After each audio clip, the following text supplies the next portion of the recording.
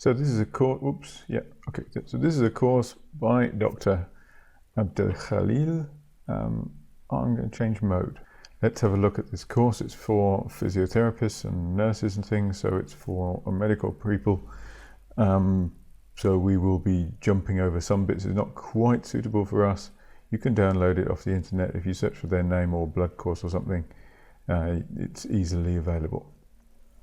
So here's a picture that we had in the background. This is the red blood cell, fibrin, which is something that we need to come up to, and platelets, which is another thing that we will need.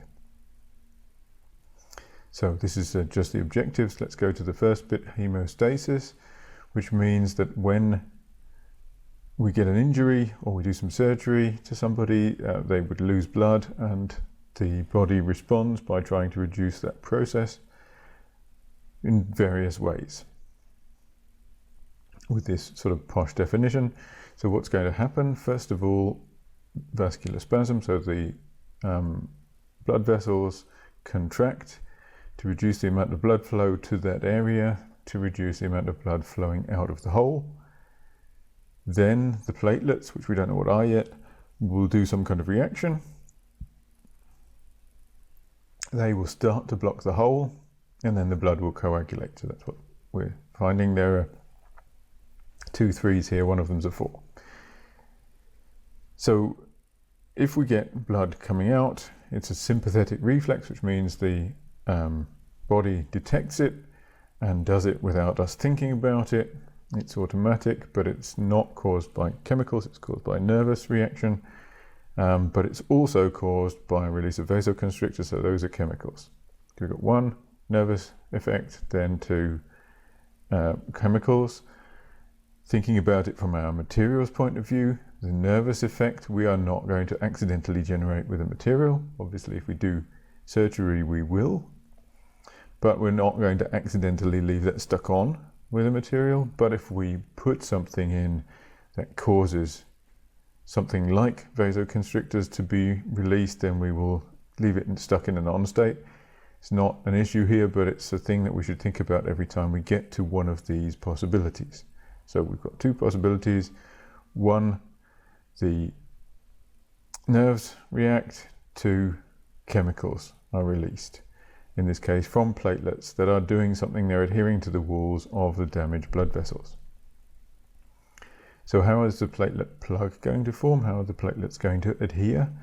They've got to stick on, they've got to be activated, so they've got to do something, release the chemicals that they've got, and then they've got to stick to each other. Well, if it's a bigger hole, obviously a platelet is not going to do it, because if we go back, we can see that the platelets, the yellow things, are very small compared to the red blood cells even. And red blood cells aren't exactly huge. So it's very likely that the hole is too big to be blocked by just a ring of platelets, so they've got to adhere to each other. Platelets are a type of cell, a type of blood cell. There's some information about them that's not super interesting to us. It is interesting that they only live for about a week to 2 weeks. They go back out of the tissue, or they're absorbed back out, and they're made by a regulator, so they're regulated by this thrombopoietin, which turns them on and off, or increases or lowers the amount by making the cells that make them, these are mega karyocytes, hurry up or slow down.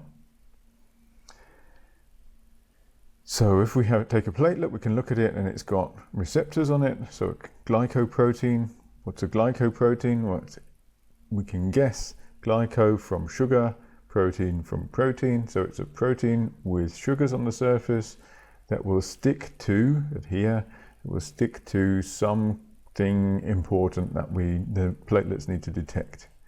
Once they've detected that, they then will do something. So inside, cytoplasm, that's the inside of the cell, it contains contractile proteins, actin and myosin, which you will know from normal biology. Actin and myosin are the components of muscle. So they do, just checking that I've got this on, they contract and they can do things. So they can change the shape of the cell, they can move things around in the cell, they're not just using muscles. They also contain vacuoles, so they contain containers which are full of substances, they're full of chemicals that are ready to be released. At the moment they're not doing anything, but they will be released when the cell is activated. What else have we got? Okay, so they contain two different types of granules that can be released, and they also contain calcium 2+ ions.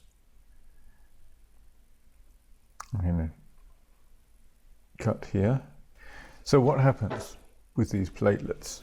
They attach to a okay, let's try again. So what happens with the platelets? Here it says that the platelets adhere to a exposed collagen and some protein called von Willebrand factor. So the cell wall of, no, not the cell wall. So the wall of the blood vessel contains collagen, which is just a structural protein. It's a structural protein that provides the strength of most tissue. It has a complex structure of strands, but if there is a side part of it exposed, it has amino acid groups, so a section of protein that is not normally exposed to blood. So the platelets adhere to that, so they recognize it with their glycoproteins on the outside of their cell wall and attach to it. There's also a thing called von Willebrand factor, which is a protein that is present just to do this. So these receptors stick on to the wall, and that causes them to be activated, which causes them to contract, and they change shape into a little star shape because parts of them are contracting, the other parts aren't, and that causes them to release these granules and also make them sticky, which allows the next one to stick to them. That's what the rest of this is saying. So let's have a look. Here we are. So at the bottom is a bit of collagen. It's got some von Willebrand factor on it, but it's also got something that can attach as well. So on the right, I can't see what I'm doing at the moment, but on one side we've got adhesion directly to the collagen, on the other hand we've got it via this von Willebrand factor. Both of those allow these attachment to happen and allow the platelet to be activated.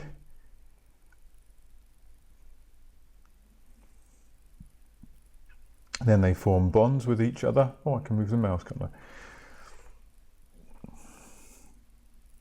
So here they are, forming bonds with each other, releasing their granules. This is the hole in the wall. So the collagen is on the outside. No, it's not. The collagen is on the outside, so this is blood up here. They're trying to get out, so they're blocking this wound site with their little bodies attaching to each other, and they are now releasing some chemicals. But we've got number 3. So first of all, it can bond to von Willebrand factor, then it can also bond to fibrinogen receptors, which means that fibrinogen that's going to be created will also attach. But we haven't made that yet, so we don't know what it is. Let's see what that is. So this is what's going to happen. The blood clotting is caused by fibrinogen formation, fibrin formation from fibrinogen, and they are due to a cascade of reactions in which clotting factors are activated. A lot of these processes are similar, so we will see this again. So in this case, they're proteins that are floating around in the blood, and they are activated typically by being broken. So you can see in the bottom paragraph, when they're activated, they act as a proteolytic enzyme, and a proteolytic enzyme cuts proteins, proteo for protein, lysis for lysing, to break. So they're enzymes that break down proteins, but specifically they go and find another protein and they break it as well, which activates that one. So it's a chain of reactions. It also says several of these steps require calcium, Several of them require some kind of phospholipids. They're always ready in the plasma, waiting to react. So here they are. Here's a list of them. As you can see, there are a lot. They're numbered. We can call them different things. Number 1 is the fibrinogen. So that is where it's going to happen. The main reaction is going to happen. The higher ones are further away. So this is what's going to happen. This is the ultimate step. We will see the whole diagram later. So this is just a little cutout of it. The fibrinogen is turning into fibrin. That is a fiber that forms the clot and traps red blood cells and more platelets. The platelets can adhere to the fibrin. They can't adhere to fibrinogen. So it is converted into a different form where it becomes sticky and longer, and then it blocks the hole.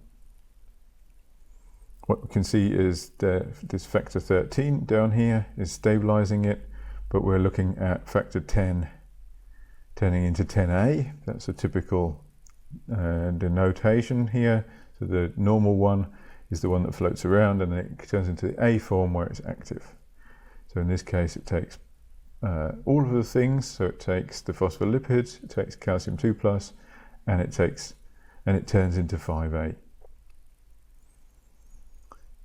making prothrombin into thrombin, which causes the fibrinogen to turn into fibrin. Okay, so our factor 10, which is up at the top here, can be activated by 2 things.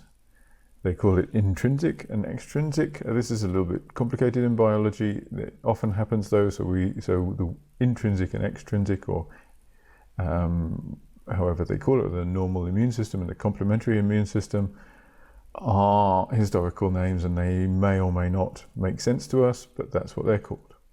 So we just have to live with it. Whoops, I went back instead of forwards. So here we are on the intrinsic pathway. First of all, our factor 12 turns into 12A. That's activated by being exposed to a foreign surface. So now we can understand, or we can guess something. If the factor, what are we on, 12, is activated normally by, well, something, and it's activated by exposing blood to a glass test tube in vitro, so in glass, we can think about what it's actually doing. It's detecting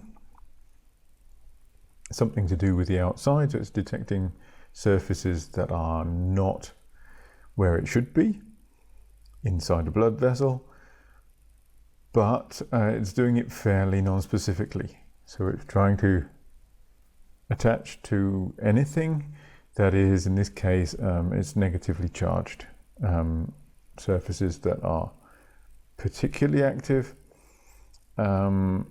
Also, hydrophobic surfaces will also activate it, because if we imagine blood that's exposed to the air, that's effectively the ultimate hydrophobic surface, and that will cause the blood cells, the plasma, the factor 11 to activate. And it's activated by interacting with a surface or interacting with an interface. Normally it occurs when it's exposed to collagen fibers or to the air. So here it is in the intrinsic system. So here's our factor 12 breaking up into factor 12A and whatever else is left over. It goes and enzymatically makes 11A, which goes and makes 9A. They're not in order, we notice, because 10 is at the bottom. And it requires these, but it makes the 10A. It requires factor 8, but it makes 10A. So we've now got to factor 10, and that is where we started off. We're going backwards, so we're going from the outside to factor 10. The factor 10 makes the prothrombin into thrombin, which affects the fibrinogen and turns it into fibrin, which is what the clot is made of.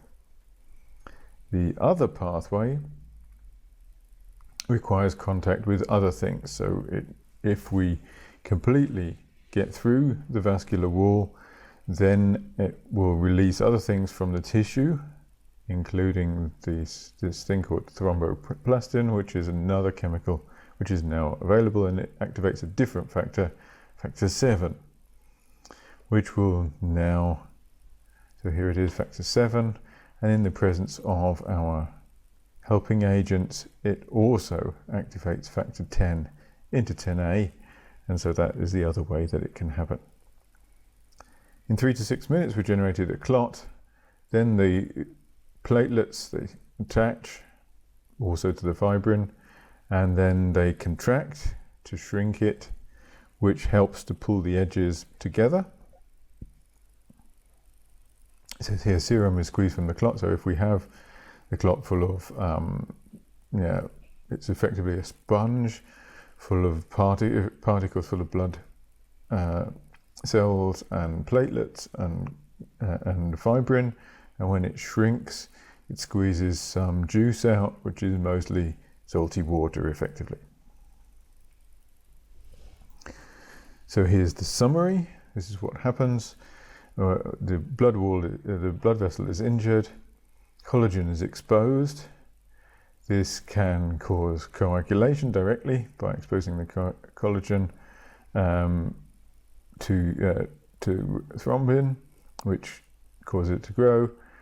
It can also expose, or it can also cause the platelets to adhere, which will then generate a temporary plug, which also then goes on to make enough chemicals to make its proper plug, and the tissue thromboplastin, which is only exposed if we cut through more or we're injured deeper. That will also activate coagulation, blah, blah, blah, blah, the other route. This one is a contraction, so this is the instant reaction, which to us is less important because we're not going to do that accidentally. The important stages are the collagen, obviously, because collagen we might want to use as an implant material, and then it is going to do this. This is going to be an issue. If we coat anything with collagen, blood clotting will be an issue because that is what the blood is looking for. If we look at the other part, that was the one that exposed to thromboplastin. If we have any of that or anything that looks like it, we will have a problem. And on the other hand, we have this factor 12 turning into 12A, which it does at a surface, and we can do that accidentally as well. So here is the whole system without all of those black bars and everything drawn in it properly. So here it is starting on factor 12, going all the way down to here, and here it is going in the other direction. So we make our clot. So now I've moved on to a different talk, which came from one of our students in this class. I probably shouldn't say his name, but anyway, it's an old talk that we had. So this is going the other way. Once we've formed the clot, it breaks down again. Otherwise we would be stuck with any clots that formed inside us. And if we remember, a lot of the damage is internal. A lot of the cases we don't really notice when you get punched or get a bruise. It's internal damage, and so the clot has to go somewhere. So in this case, the fibrin has to be broken down again to allow all of the bits to go away. And obviously, if it was turned on, there's no obvious reason why it should turn off, so there needs to be a system for getting rid of it again. So what we need is plasmin, which is produced from plasminogen, and that will cause the breakdown of the fibrin protein afterwards. So it's inhibited by thrombin, but that doesn't last a very long time, so that decays over a time period, and then the clot starts to get broken down unless something new happens. So here we are. We can activate, or the body activates plasminogen, does much the same. It breaks it into plasmin, which forms an enzyme, plasmin, which breaks fibrin into degradation products. It's not the fibrinogen because we're cutting it every time. So we cut the fibrinogen to activate it. Effectively, we reveal a sticky end, and the sticky end can then attach to other fibrin, form a chain. Once we break it down, once we form the fibrin, we cut it at a different point with plasmin, and we make degradation products that can be mopped up by other cells. So that's the thrombin and the plasmin. If we have an implant, which is where we are interested, which is where we're interested for the purpose of this topic, then we can see this diagram over here, just over my head. If we have protein, it will absorb onto the surface of our implant, and it can, if it's hydrophobic enough, activate some chemicals in order to get the clot running. And we don't want that, because obviously if we put in a stent or something, we don't want it forming a clot again, because that's the whole point of putting the stent in, was to remove the clot or to allow blood past a clot. So what can we have? We already mentioned that negatively charged surfaces cause contact activation, so glass is a typical known one.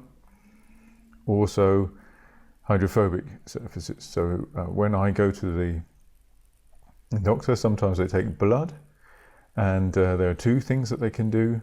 If they want to keep the blood, which I'm not allowed to donate in Germany, but I used to donate blood. When if you donate blood, it goes into a bag, and there are a few crystals at the bottom there of EDTA, which is a chelating agent, very, very powerful one, and it removes calcium. And because all of those processes require calcium, the blood clotting is stunned. Some of the processes carry on, and it's kind of set up, but it can't finish, and so the blood doesn't go hard. In my case, I sometimes give blood for a test, and then it's better, in that case, they want to measure the antibodies, and it's better not to have red blood cells in there. Okay, so what happens on implants? If we have a negatively charged surface, it works particularly well. I know where I was. So if I give a blood sample to a doctor who wants to measure antibodies in the blood, it's good to take the red blood cells out, and one easy way to do that is to get the blood to clot. And an easy way to get the blood to clot would be to put some glass in there, but that's not what they do. They put in a hydrophobic particle, which would just be a plastic ball. So if you look in the blood bag for donating blood, there are typically some crystals in there, which are EDTA to remove the calcium. And if you have a blood syringe, typically they're smaller syringes, for an antibody test, you'll see there are some little balls in there, and they're to cause the blood to clot by exactly this factor. So we can use these things for positive. It's just a thing. It's a thing that happens if we expose blood to hydrophobic or negative materials. It will clot. We can use it, or we can try to avoid it if we're trying to make, say, a dialysis machine. We don't want that to happen then. So how do we think it happens? In this case, they think it's a coagulation factor that binds to the negatively charged surfaces, changes shape, and that activates the cascade, so it activates factor 10 eventually. So here it is, surface contact, it's activating factor 12 and going down eventually to factor 10, just as before. The common pathway is obviously when they come together and make fibrin. So if we have a hydrophobic interaction, we can also interact directly with fibrinogen. So the fibrinogen is collected at the surface, and the platelets can adhere to the fibrinogen because it feels like fibrin to them. If the fibrinogen is folded differently on the hydrophobic surface, then it activates the fibrinogen, the platelets, and they get going, and then we have a problem because we will generate a clot at the surface. And if this is a knee implant, that's a bad thing. So what can we do? Here's a possibility. We could coat it with heparin, which is a natural anticoagulant. So we can absorb it onto our implant surfaces, we can attach it to it, and it tends to prevent activation of thrombin. Let me get rid of this tag here, this flag here. So it can prevent the activation of thrombin. It can block the process. There's a problem, however, because it's only doing it for that time, so if it runs out, it will do nothing. It's good and bad, as always, because if we don't want to interfere with the process, it's good. We don't have to take any drugs, so other parts of our blood, other parts of our body can heal, but there is a problem that if it's an implant that's going to stay in for a long time, this is not the best way to do it, but it is a good way. What else can we do? We could also cover with endothelial cells, which will make it feel like the inside of a blood vessel to it, but it's difficult to actually make it do that.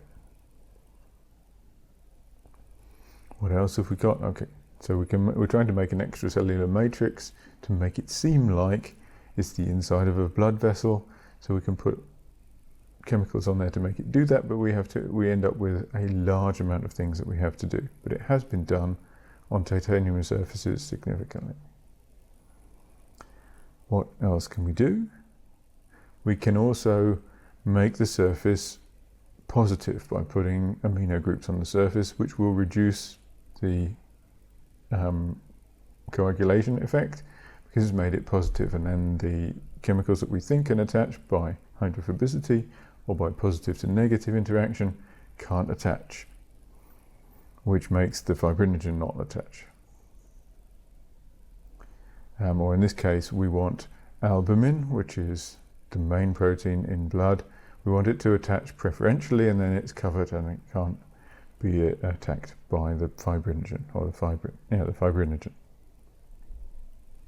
Okay, so it is a very complicated process. That's what he's summarized as well. It's a very complicated process. We can accidentally set it off, and we can deliberately set it off, and to understand it requires knowing a lot about the complex web of processes that go on. A lot of these processes are making a new enzyme, which is a problem because once you set it off, it can amplify very quickly, so it only takes a very small amount to do it. This is blood clotting.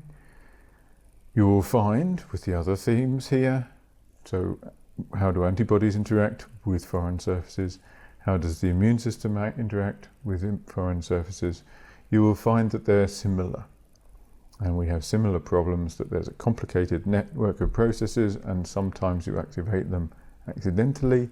And when they're accidentally activated, they are hard to turn back off again. Okay, I'll stop here. See you some other time.